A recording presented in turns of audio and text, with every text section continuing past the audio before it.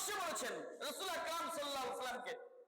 ক্বালা কাইফা ইযা আতিআ, তারপর রাসূল আকরাম সাল্লাল্লাহু আলাইহি ওয়াসাল্লাম ওই ব্যক্তি প্রশ্ন করতেছেন, আমরা কিভাবে বুঝবো যে আমানতের খেয়াল, কিভাবে আমি অপেক্ষা করব?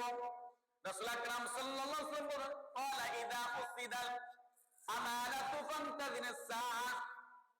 দুই নম্বর হলো, এক নম্বর বলছে আমানতের খেয়ানত করলে তাহলে তুমি জাহান্নামের কিয়ামতের জন্য অপেক্ষা করো। আর দুই নম্বর শেষে বলছেন, যখনই কোনো অযোগ্য ব্যক্তির কাছে নেতৃত্ব প্রদান করা হবে তখন তুমি কিয়ামতের জন্য অপেক্ষা করো। বলেন নাউজুবিল্লাহ। তাহলে আমাদের সমাজের মধ্যে স্বাভাবিক একটা গ্রাম্য সালিসি হোক, গ্রাম্য সালিসির মধ্যে দেখবেন যে জ্ঞানী নাম চাপার জোর বেশি, এলাকায় তাকে দাম দেয়, দেখা যায় এই মূর্খ ব্যক্তিটা অযোগ্য, তার সালিসি করার জন্য যোগ্যতা নাই, সে কি করছে যোগ্য ব্যক্তি হয়ে এই সালিসির এই বিচারের মীমাংসা করছে।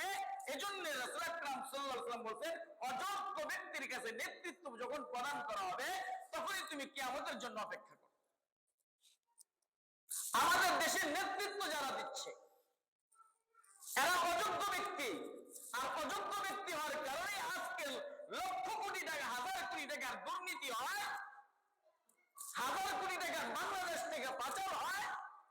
আর আমার ছোট ছোট অসংখ্য পরিবারগুলো না খেয়ে বাংলাদেশের মাটিতে তারা পড়ে আছে এবং মারা যাচ্ছে। এজন্য রাসূল আকরাম সাল্লাল্লাহু আলাইহি ওয়াসাল্লাম বলছেন, যখনই কোন অযোগ্য ব্যক্তির নিকট নেতৃত্ব প্রদান করা হবে তখনই তুমি কিয়ামতের জন্য অপেক্ষা করো। আজকে সমাজের মেম্বার বলেন, চেয়ারম্যান বলেন, এমপি, মন্ত্রী, এমনি ভাবে প্রেসিডেন্ট, সব কিছু হলো অযোগ্য ব্যক্তি। আর অযোগ্য ব্যক্তি হওয়ার একমাত্র কারণ হলো আমাদের কারণে। যাহারাল ফাসাদু ফিল বাররি ওয়াল বাহরি বিমা কাসাবাত আইদিন নাস, জলে, পানিতে এবং মাটিতে যা কিছু বিশৃঙ্খলা সৃষ্টি হয় সকল কিছু মানুষের হাতের কামাই। কার হাতের কামাই? আমার হাতের কামাই, মানুষের হাতের কামাই।